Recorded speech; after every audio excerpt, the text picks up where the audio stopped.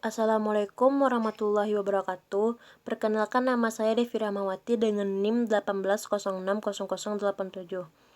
Baiklah, di sini saya akan mencoba menjelaskan tentang model gravitasi, materi dari perencanaan pembangunan 2. Yang pertama, pengertian model gravitasi.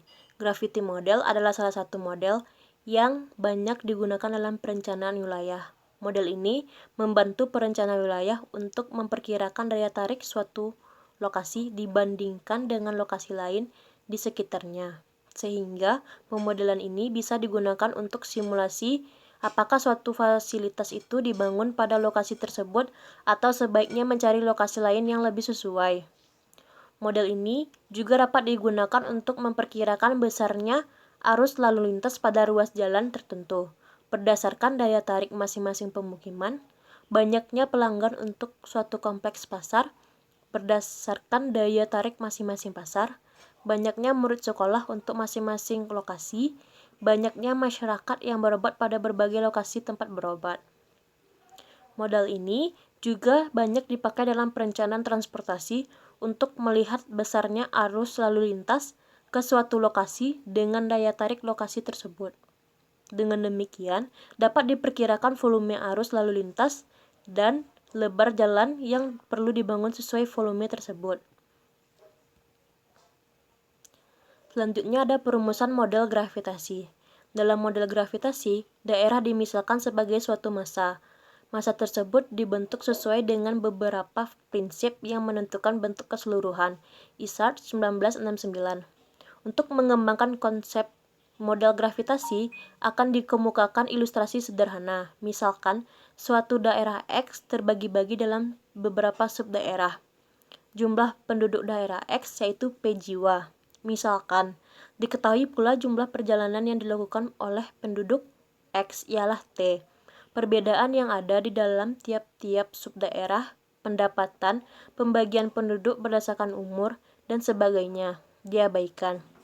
Pembagian daerah X atas subdaerah I, J, K, dan seterusnya disesuaikan dengan kepentingan analisis. Selanjutnya ada model gravitasi Hansen.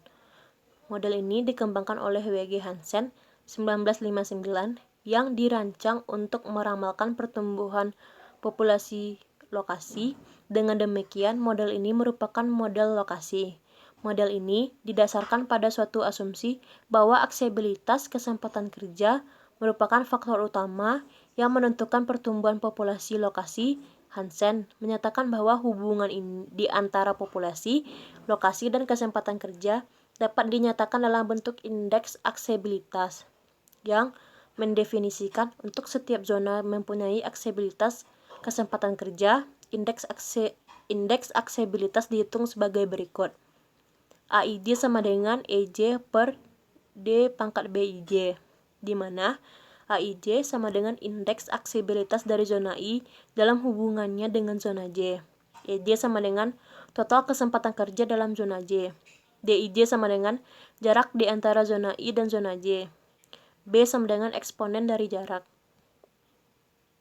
Persamaan 1.1 menunjukkan aksesibilitas dari zona I dalam hubungannya dengan suatu zona J.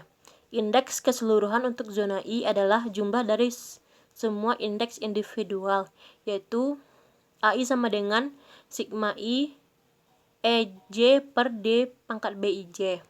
Hansen juga menyatakan bahwa dalam menambah aksesibilitas satu faktor penting yang menentukan beberapa banyak populasi akan tertarik ke daerah tertentu adalah jumlah lahan kosong yang dapat dipergunakan untuk tempat pemukiman.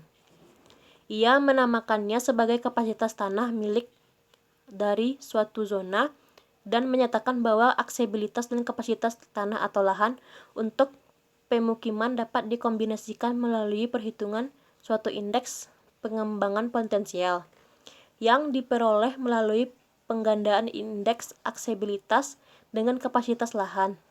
Pengembangan potensial dari zona dirumuskan sebagai berikut.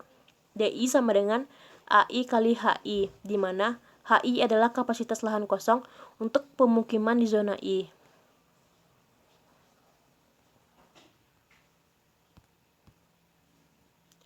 Selanjutnya, dapat dipandang sebagai suatu ukuran daya tarik setiap zona yang didasarkan pada akses kesempatan kerja dan jumlah lahan yang tersedia yang dapat dipergunakan untuk tempat tinggal. Populasi dialokasikan ke dalam zona didasarkan pada potensial pengembangan relatif dari setiap zona, yaitu tidak lain merupakan potensial pengembangan dari setiap zona dibagi dengan total potensial dari semua zona sebagai berikut. AI kali HI dibagi dengan sigma AI kali HI. Dengan kata lain, Hansen menyatakan bahwa sumbangan dari pertumbuhan total populasi dari suatu zona akan berkaitan dengan bagaimana zona tersebut berinteraksi dengan semua zona yang berkompetensi menarik populasi penduduk. Jika total pertumbuhan dalam populasi adalah GT, maka jumlah pertumbuhan yang terjadi dalam zona I sebesar GT sama dengan GT DI per sigma I DI, di mana DI sama dengan AI kali HI. Contoh, tabel 1 data kondisi daerah. Peluang kerja, ekspor dan non-ekspor. Yang pertama ekspor. Zona 1 3.000, zona 2 6.500, zona 3 5.000, zona 4 10.500. Total keseluruhannya adalah 25.000. Sektor non-ekspor, zona 1 1.700, zona 2 6.000, zona 3 12.500, zona 4 15.500. Total keseluruhannya adalah 35.700. Selanjutnya ada total peluang kerja. Zona 1 4.200, zona 2 11.000, zona 3 15.000, dan zona 4 23.500. Total keseluruhannya adalah 53.700. Selanjutnya ada total populasi. Zona 1 10.000, zona 2 40.000, zona 3 50.000, zona 4 70.000. Total keseluruhannya adalah 170.000. Selanjutnya ada kapasitas lahan untuk pemukiman. Zona 1 200, zona 2 450, zona 3 150, zona 4 200. Total keseluruhannya adalah 1000. Matriks jarak yang diukur berdasarkan variabel tempuh kilometer adalah sebagai berikut. Tabel data jarak. Yang pertama J1, zona 1 2, zona 2 3, zona 4 zona 3 4, zona 4 3. Selanjutnya ada J2, zona 1 6, zona 2 5, zona 3 2, dan zona 4 4. Selanjutnya J3, zona 1 8, zona 2 6, zona 3 3, zona 4 7. Selanjutnya J4, zona 1 7, zona 2 8, zona 3 5, dan zona 4 6. Nilai B sama dengan eksponen dari jarak diasumsikan sama dengan 2. Pembahasannya yang pertama tahap 1, perhitungan indeks aksesibilitas. Hasil perhitungan ada pada tabel 3 di bawah ini. Rumusnya yaitu total peluang kerja dibagi dengan data jarak dipangkatkan dengan nilai eksponennya. Contohnya 4.200 dibagi 2 pangkat 2 sama dengan 1.222. Jadi total keseluruhan dari A1 adalah 5.821. Total dari keseluruhan A2 adalah 5.776. Total keseluruhan dari A3 adalah 2.519. Dan total keseluruhan dari A4 adalah 1.511. Tahap 2 yaitu potensial pengembangan untuk setiap zona. DI sama dengan HI. D1 sama dengan 5.821 dikali 200 sama dengan 1.164.200. D2 sama dengan 5.776 dikali dengan 450 sama dengan 2.599.200. D3 sama dengan 2.519 dikali 150 sama dengan 377.850. D4 sama dengan 1.511 dikali 200 sama dengan 302.200. Total keseluruhan dari nilai D adalah 4.443.450. Tahap 3, potensial pengembangan relatif dari setiap zona. Rumusnya adalah D1 dibagi dengan total nilai D.